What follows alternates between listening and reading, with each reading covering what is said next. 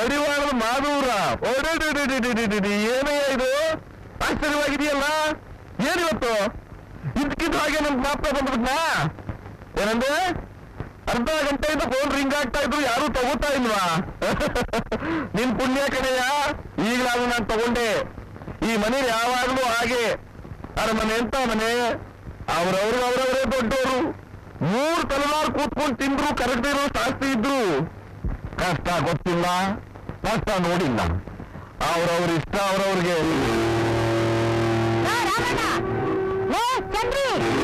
ಎಲ್ರು ಎಲ್ಲಿ ನೆಗೆದು ಹಾಳಾಗಿ ಹೋದ್ರೆ 1 ಗಂಟೆ ಅಂತ ಪಡ್ಕೋತಾ ಇದ್ದೀನಿ ಅಂತ ಕೇಳೋರು ಬಿಚ್ಚಿಲ್ವಲ್ಲ ಈ ಮನೇಲಿ. ನೀನಲ್ಲಿ ಹಾಳಾಗಿ ಹೋದ್ಲು ಈ ಮನೇಲಿ ಸೊಸೆ ಅನ್ಸ್ಕೊಂಡಿರೋ ಗೂಡೆ. ಸುಶೀಲ, ಕೋಳಿ ಕೂಗಿ ಸೂರ್ಯ ಹುಟ್ಟಿ ಇಷ್ಟೊತ್ತಾದ್ರು 1 ಕಪ್ ಕಾಫಿ ತಂದ್ಕೊಡ್ಬೇಕಲ್ಲ ಯಾರು ನಿಮ್ಗೆ? ಹಾಲು ಬಂದಿಲ್ಲ ಅತ್ತಿ. ಹಾಲು ಬಂದಿಲ್ಲ? ಹಾಲು ಬಂದಿಲ್ಲ ಅಂದ್ರೆ ನಿಮ್ ಗಂಡನ ಕಳಿಸಿ ತರ್ಸ್ಬೇಕಾಗಿತ್ತು. ಅವನಿಗೆ ಹಾಡಿ ಕೂಗಾಟನ? ಅದು ಕೂಗಾಟ ಅಲ್ಲ ಕಡೆಯ. ನನ್ನ ಹೆಂಡತಿ ಗುಟ್ಟು ಹಾಕಿದ್ದು ಯಾರ ಮೇಲೆ ಅಂದ್ಯಾ?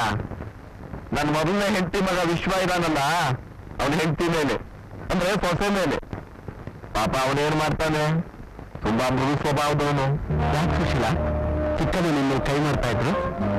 ಅತ್ತೆ ಸೊಸೆ ಹೊರಕ್ಕೆ ಕಾರಣ ಇಟ್ಕೋಬೇಕು. ಕೈ ಕಟ್ಟಾದ್ರೆ ಹೊಡಿತಾರೆ. ಗಂಡ ಅನ್ಸ್ಕೊಂಡ್ರೆ ಬಾಯಿ ಬಿಡೋದಕ್ಕೆ ಬೇರೇನೂ ಇಲ್ವಲ್ಲ. ನಾನು ಏನ್ ಮಾಡಲಿ ಸುಶೀಲ, ಇನ್ನೂ ನನ್ನ ಹೆತ್ತಾಯಲ್ಲ ಮಲ್ತಾಯಿ. ಆಸ್ತಿ ಬೇರೆ, ಎಲ್ಲ ಅನ್ಸಲೇ ಇದೆ. ಅದಕ್ಕೆ ನಮ್ಮಲ್ಲಿ ಅಧಿಕಾರ ಚಲಾಯಿಸ್ತಾನೆ. ಎದುರು ಹಾಕೊಂಡು ಮನೆ ಬಿಟ್ಟು ಹೋಗೋದು ದೊಡ್ಡದಲ್ಲ. ಇವತ್ತೆಲ್ಲ ನಾಳೆ ಒಳ್ಳೆ ಬುದ್ಧಿ ಬರ್ಬೋದು ಅಂತ ಅಂದ್ರೆ ಅಪ್ಪನ್ನ ಬಿಟ್ಟು ಮನಸ್ಸಿಲ್ಲ ಕಣೆ. ಇದು ನಾನು ಸೊಸೆ ಪಡ್ಕೊಂಡು ಬಂದಿರೋ ಭಾಗ್ಯ. ಇನ್ನು ನನ್ನ ಮಗಳು ಹುಡುಗಾಗಿನಿಂದ ಅವಳು ತನ್ನ ತಾಯಿ ತೆಕ್ಕೇನಲ್ಲೇ ಬೆಳೆದು ಬಿಟ್ಟಿದ್ದಾಳೆ. ಅವಳಿಗೆ ಮದುವೆನೂ ಮಾಡಿದೆ, ಮಗುನೂ ಆಗಿದೆ. ಆದ್ರೆ ಅವಳನ್ನ ಅವ್ರ ಅತ್ತೆ ಮನೆ ಕಳಿಸೋ ಭಾಗ್ಯ ಮಾತ್ರ ನಮಗಿಲ್ಲ. ಯಾಕೆಂದ್ರೆ ಅಳಿಮಯ್ಯ ಅತ್ತೆನ ಮರಳು ಮಾಡಿ ಇಲ್ಲೇ ಜಾಂಡ ಹುಡುಕ್ಬಿಟ್ಟಿದ್ದಾನೆ. ನಮ್ಮಮ್ಮ ನಿಮ್ಗೇನ್ ಕಮ್ಮಿ ಮಾಡಿದ್ದಾಳೆ? ಆಫೀಸ್ ಅಧಿಕಾರನೇ ನಿಮ್ ಕೈಲಿ ಕೊಟ್ಟಿದ್ದಾರಲ್ಲ. ಅಧಿಕಾರ, ಭಾರಿ ಅಧಿಕಾರ. ನಾಯಿ ನೆಲೆ ಇಲ್ಲ, ನಿನ್ನ ಗೊತ್ತಿಲ್ಲ ಅನ್ನೋ ಹಾಗೆ ನಾನು ಆಫೀಸ್ ಹೋಗ್ತಾನೆ ಇದ್ದೀನಿ, ಬರ್ತಾನೆ ಇದ್ದೀನಿ. ನನ್ನ ಖರ್ಚಿಗೆ ಅಂತ 3 ಕಾಸಿದ್ಯಾ? ಅದ್ಯಾಕಪ್ಪ ಹಾಗಂತೀಯ? ಆಫೀಸ್ ನಿಂದಾದ್ಮೇಲೆ ಅದಕ್ಕೇನು ಕಷ್ಟ? ನಿನ್ ಖರ್ಚಿಗೆ ಅಂತ 4,000 ಇಟ್ಕೋ. 4,000 5,000ನ? ಅತ್ತೆ, ನಿಮ್ಮ ಮಡಿಯನ್ನೇನು ಭಿಕ್ಷಿತ ಅನ್ಕೊಂಡಿದ್ದೀರಾ? ಕಾರ್ನಲ್ಲೇ ಹೋಗ್ಬೇಕು, ಕಾರ್ನಲ್ಲೇ ಬರಬೇಕು, ಕ್ಲಬ್ ಹೋಗ್ಬೇಕು, ಡ್ಯಾನ್ಸ್ ಮಾಡಬೇಕು, 5 ಸ್ಟಾರ್ ಹೋಟೆಲ್ನಲ್ಲೇ ತಿಂತಾ ಇರಬೇಕು. ಬಿಗ್ ಬಿಸ್ನೆಸ್ ಮ್ಯಾಗ್ನೆಟ್ ಬಾಗೇಪಲ್ಲಿ ಭಾಗೀರಥನ್ನವರ ಅಳಿಯ 4,000-5,000 ರೂಪಾಯಿ ಕೈ ಒಡ್ಡಿದ್ರೆ ನೋಡ್ದವ್ರು ನಗೋಲ್ವೇ? ಹೌದೌದು, ನನ್ ಬುದ್ಧಿಗಳಿಲ್ಲ ಇಲ್ಲ ನೋಡು. ಲಕ್ಷ ಬೇಕಾದ್ರೂ ತಗೋ. ಈ ಮನೆಯಲ್ಲಿ ನೀನಾದ್ಮೇಲೆ ನನಗೆ ಮಿಕ್ಕವರೆಲ್ಲ. ಥ್ಯಾಂಕ್ ಯು ಅತ್ತೆ. ಕಂದ ಅಪ್ಪನ ಕೊಡು.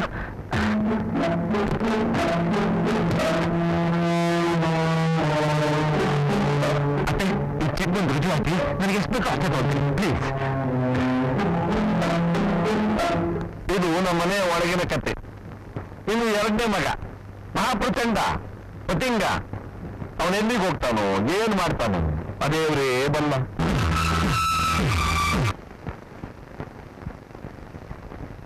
ಸಣ್ಣ, ಯಾಕೆ ಕ್ಲಾಸಿಗೆ ಬಂದಿಲ್ಲ? ನಾವು ಬಾ ಅಂತ ಹೇಳಿದ್ವಿ, ಫೀಸ್ ಕಟ್ಟಕ್ಕಾಗ್ಲಿಲ್ಲ. ನಾನು ಕಾಲೇಜ್ ಸೇರ್ಕಲ್ಲ ಅಂತ ಇವತ್ತೇ ಕ್ಲಾಸಿಗೆ ಬರ್ಲಿಲ್ಲ.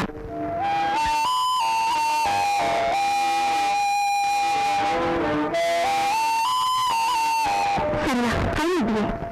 ನಾನು ರೈತಿದ್ಯಾ? ಸರಿ ಸಣ್ಣ, ನಿಮ್ಮಿಂದ ತುಂಬಾ ಉಪಕಾರ ಆಯ್ತು ಕಣೆ. ತುಂಬಾ ಥ್ಯಾಂಕ್ಸ್. ಹಾಗೆ ಹೇಳ್ಬಾರ್ದು, ನೀವು ಫ್ರೆಂಡ್ಸ್.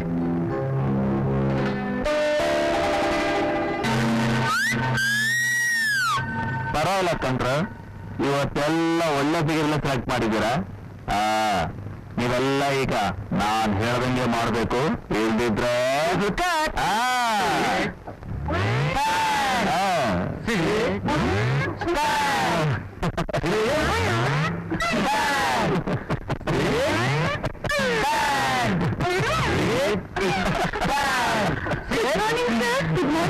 ಮಧು, ಇದರಲ್ಲಿ ಕಾಲೇಜಲ್ಲಿ ಕೊಂಡಾಸಿಟ್ಟು ಮಾಡ್ತಿತ್ತು ಅನ್ಕೊಂಡ್ಯ ಇನ್ನು ವಿದ್ಯಾರ್ಥಿಗಳು ಮರ್ಯಾದೆಯಿಂದ ಹೇಗೆ ನಡ್ಕೋಬೇಕು ಅಂತ ಗೊತ್ತಿಲ್ಲ ನಿಮಗೆ ಅಯ್ಯೋ ಹೊಸದಾಗಿ ಏನಾದ್ರೂ ಹೇಳಿ ಸರ್ ಹಾಡಿದ್ದ ಹಾಡು ಕಿಸ್ಬಾಯ್ ದಾಸ ನನಗೆ ಹೇಳಿದ್ದೆ ಹೇಳ್ತಿರಲ್ಲ ಸರ್ ಕಷ್ಟಲ್ ನನಗೆ ಅದು ಅಷ್ಟೇ ನಿನ್ನನ್ನ ಕಾಲೇಜಿಂದ 2 ತಿಂಗಳು ಸಸ್ಪೆಂಡ್ ಮಾಡಿದ್ದೀನಿ ವಿಷಯ ಕರೆಕ್ಟ್ ಹೇಳಿದ ರೀತಿ ಸರಿಲ್ಲ ಅಷ್ಟೇ ನಾವು ಈ ಕಾಲೇಜ್ನ 2 ತಿಂಗಳು ಸಸ್ಪೆಂಡ್ ಮಾಡ್ತಾ ಇದ್ದೀವಿ ಬಾಯ್ ಬೇಗ ಬನ್ನಿ ಕಾಫಿ ಆರೋಗಿಸ್ತೀನಿ ಜ್ಯೋತಿನೂ ಬರ್ಲಿ ಅಂತ ಕಾಯ್ತಾ ಇದ್ದೀನಿ ಕಡೆ ಮಗಳ ಪಕ್ಕದಲ್ಲಿ ಇಲ್ಲದೆ ಹೋದ್ರು ಕಾಫಿ ಗಂಟೆ ಎಳೆಯಿಲ್ಲ ಅಂತೀನಿ ಏನ್ ಮಾಡೋದೇ ಅಭ್ಯಾಸ ನಾಳೆ ಮದುವೆ ಮಾಡ್ಕೊಂಡು ಗಂಡನ ಮನೆಗೆ ಹೋದ್ರೆ ಹಾಗೇನ್ ಮಾಡ್ತೀರಾ ನನಗೂ ಅದೇ ಅರ್ಥ ಆಗ್ತಿಲ್ಲ ನೀವು ಜೀವನದಲ್ಲಿ ಒಂದೇ ಸಾರಿಗೆ ಸಂತೋಷ ದುಃಖ ಎರಡನ್ನೂ ಕೊಡುವುದು ಮಗಳ ಮದುವೆ ಒಂದು ಮಗಳ ಮದುವೆ ಆಯ್ತಲ್ಲ ಅನ್ನೋ ಸಂತೋಷ ಇನ್ನೊಂದು ಮಗಳ ನಮ್ಮನ್ನು ಬಿಟ್ಟು ದೂರ ಹೋಗ್ತಾಳಲ್ಲ ಅನ್ನೋ ದುಃಖ ಆ ದುಃಖ ತಡೆಯೋಕ್ಕಾಗಲ್ಲ ಅಂತ ಮಗಳು ಗಂಡು ಹಿಡ್ದೆ ಇರ್ತೀರಾ ಹಾಗಂದ್ರೆ ಅವ್ರು ಇಷ್ಟಪಟ್ರೆ ನಾಳೆನೇ ಮದುವೆ ಮಾಡೋಕ್ ನಾನು ಸಿದ್ಧ ಯಾಕೆ ಆಗ್ಬೇಕಾ ಮತ್ತೆ ಅದು ನಿಂದೆ ಕಣಮ್ಮ ನೀನ್ ಯಾರನ್ನಾದ್ರೂ ಇಷ್ಟಪಟ್ಟಿದ್ರೆ ಹೇಳು ನನ್ನ ಆಸ್ತಿನೆಲ್ಲ ಮಾರಿ ಆದ್ರೂ ವರದಕ್ಷಿಣೆ ಕೊಟ್ಟು ಅವನ್ನೇ ತಂದು ಮದುವೆ ಮಾಡ್ತೀನಿ ಅಪ್ಪ ವರದಕ್ಷಿಣೆಗೋಸ್ಕರನೇ ಮದುವೆ ಆಗೋರು ಹೆಂಡತಿ ಸುಖವಾಗಿರ್ತಾರ ನಿಜ ಹೇಳ್ಬೇಕಂದ್ರೆ ಒಬ್ಬರನ್ನೊಬ್ರು ಅರ್ಥ ಮಾಡ್ಕೊಂಡು ಕಷ್ಟ ಸುಖದಲ್ಲಿ ಭಾಗಿಯಾಗಿ ಬಾಳು ಸಾಗಿಸೋ ಬೆಸಿಗೆನೆ ಮದುವೆ ಇನ್ನು ಪವಿತ್ರ ಬಂಧ ನೋಡ್ದೇನೆ ಹೇಗೆ ನನ್ನ ಮಗಳ ಮಾತನ್ನ ಹೇಳ್ತಾ ಇದ್ದೀನಿ ವರ್ಷಾಂಗಟ್ಲೆಯಿಂದ ತಂದೆ ಮಗಳು ಇದ್ರು ಒಬ್ಬರನ್ನೊಬ್ರು ಹೊಗಳ್ಕೋತಾ ಇರೋದನ್ನ ಹೀಗೆ ಮಾತಾಡ್ತಾ ಇರೋದನ್ನ ನೀನು ಮದುವೆ ಮಾಡ್ಕೊಳ್ಳೋಕೆ ಆಸೆ ಇದ್ದೇನೆ ಯಾಕಮ್ಮ ಹಾಗಂತೀಯ ನಮಗೆ ಜೀವನದ ಬೆಲೆ ಗೊತ್ತಿಲ್ವಾ ಬಾಳು ರೀತಿ ಗೊತ್ತಿಲ್ವಾ ಮದುವೆ ಅನ್ನೋ ಸೌಭಾಗ್ಯ ನಾವು ಬಳಸ್ದಾಗ ಬರೋಲ್ಲಮ್ಮ ಅದು ಆ ಬೇರೆ ಕುಟುಂಬ ಬರೋದು ಚಿನ್ನಂತ ಮಾತಾಡ್ಯಮ್ಮ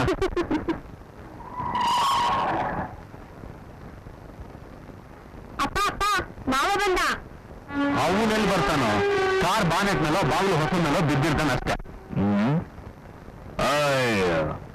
ಮನೆಗೆ ಕರ್ಕೊಂಡು ಹೋಗುವಂತ ಎಷ್ಟು ಸಲ ಹೇಳಿದ್ರು ಈ ಕಾರ್ ಮತ್ತೆ ಈ ಮನೆಗೆ ಕರ್ಕೊಂಡು ಬಂದಿದ್ಯಲ್ಲ ಕುಡಿದು ಬಿಟ್ಟಿದೆ ಅಂತ ಕಾಣುತ್ತೆ ಕುಡಿಯೋ ತಪ್ಪು ಅಂತ ನಮ್ಮ ಪ್ರಿನ್ಸಿಪಾಲ್ ಹೇಳ್ತಾರೆ ಕುಡಿದೇ ಇರೋ ದಪ್ಪ ಅಂತ ನಾನು ಹೇಳ್ತೀನಿ ಕುಡಿದ್ರು ನನ್ನ ಪರ್ಫೆಕ್ಟ್ ಆಗಿರ್ಬೇಕು ಈ ಮದುವೆ ಎಷ್ಟು ಕುಡಿದ್ರು ಸರಿಯಾಗಿರ್ತಾನೆ ಅಯ್ಯೋ ನಿನಗೆ ಏನ್ ದುರ್ಬುದ್ಧಿ ಬಂತು ಹಣನೂ ಹಾಳು ಮಾಡ್ತಾ ಇದ್ದೀಯಾ ನಿನ್ನ ಆರೋಗ್ಯನೂ ಕಳ್ಕೊತಾ ಇದ್ದೀಯಲ್ಲೋ ಅಲ್ಲಿಂದ ಇದೆಲ್ಲ ಮಾಮೂಲು ಬೆಳಿಗ್ಗೆ ಸರಿ ಹೋಗ್ತಾನೆ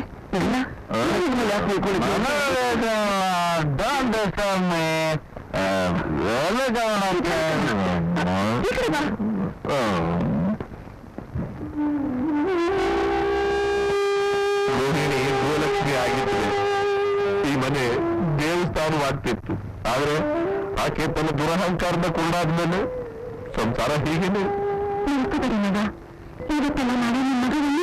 ಇಲ್ಲಮ್ಮ ಈ ಜನ್ಮದಲ್ಲಿ ಆ ಭಾಗ್ಯ ನಮಗೆ ಸಿಕ್ಕೋದಿಲ್ಲಮ್ಮ ನಂದ ದೀಪಾವಳಿ ಮನೆ ಬೆಳಗ್ಬೇಕಾಗಿದ್ದು ಹೆಂಗು ಬೆಂಕಿ ಜ್ವಾಲೆ ಆದಾಗ ಆ ಮನೆ ಉದ್ಧಾರವಾಗುತ್ತಾ ಎಲ್ಲ ನಾವು ಪಡ್ಕೊಂಡು ಬಂದಿದ್ದು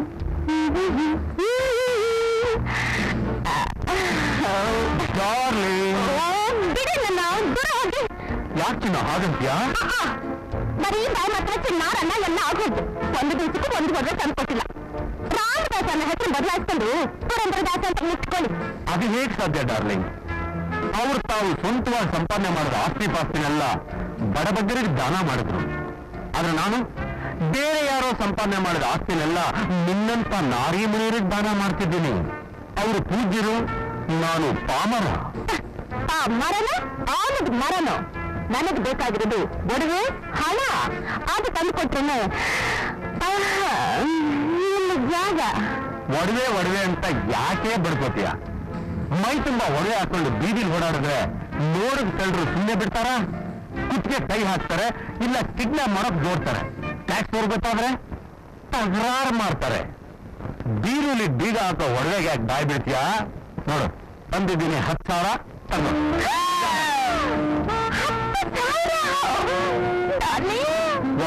ವಾಹ್ ದುಡ್ಡು ಕೊಟ್ರೆ ಡಾರ್ಲಿಂಗು ಇಲ್ಲ ಅಂದ್ರೆ ಥ್ರೋಯಿಂಗ ದುಡ್ಡು ನಮ್ ಫ್ಯಾಕ್ಟ್ರಿ ವರ್ಕರ್ಸ್ಗೆ ಬೋನಸ್ ಕೊಡ್ಬೇಕಾಗಿತ್ತು ನನಗೆ ಕೊಟ್ಬಿಟ್ರಿ ನೀನ್ ತಾನೇ ನನ್ ಭೋಗದ ಫ್ಯಾಕ್ಟ್ರಿ ನಿನಗ್ ತಾನೇ ನಾನು ಕೊಡ್ಬೇಕದು ಬೋನಸ್ ಅಲ್ಲರಿ ನಿಮ್ ಫ್ಯಾಕ್ಟ್ರಿ ವರ್ಕರ್ ಜೊತೆ ನನ್ನಂಥ ಯಜಮಾನ ನಂಬೋರ್ಗೆ ಅಧೋಗತಿ. ಈ ವಿಷಯ ನಿಮ್ ಮಾವನವ್ರು ಗೊತ್ತಾದ್ರೆ? ಪಾಪ, ನಾನ್ ರಾಮದಾಸ, ನಮ್ಮ ಮಾವ ಸತೀದಾಸ. ನಮ್ಮ ಮನೇಲಿ ನಮ್ಮ ಅತ್ತೆಗೆ ದರ್ಬಾರಲ್ಲ. ನಾನ್ ಸ್ವಲ್ಪ ಹೊರಗಡೆ ಹತ್ತೆ ಕೆಲಸದ್ರೆ ಸಾಕು, ಸ್ವಂತ ಮನೇನು ಅಕ್ಕಪಕ್ಕದ ಮನೇನು ನನ್ನ ಹೆಸರು ಬಂದ್ಬಿಡ್ತಾರೆ. ಅತ್ತೆಗೆ ಅಳಿಯ ಅಂದ್ರೆ ಅಷ್ಟು ಪ್ರೀತಿ. ಅತ್ತೆಗೆ ಅಲ್ಲಿನ ಪ್ರೀತಿ, ನಿಮಗೆ ನನ್ನ ಪ್ರೀತಿ. ನಮ್ಮಿಬ್ಬರು ನೋಡಿದ್ರೆ ನಿಮ್ಮ ಹೆಂಡತಿಗೆ ಭಗೀತಿನೋ ಭಗೀತಿ. ಏನು ಪದ್ಧತಿ ಇಲ್ಲ. ಆ ಪೆದ್ಮುಂಡದಕ್ಕೂ ಅವಾಗ ಸ್ವಲ್ಪ ತೋರಿಸ್ತಾ ಇರ್ತೀನಿ ಪ್ರೀತಿನ ಅಷ್ಟೇ. ನಾನು ಯಾರಿಗೂ ಅನ್ಯಾಯ ಮಾಡೋದೇ ಅಲ್ಲ ಆಶಾ ಡಾರ್ಲಿಂಗ್.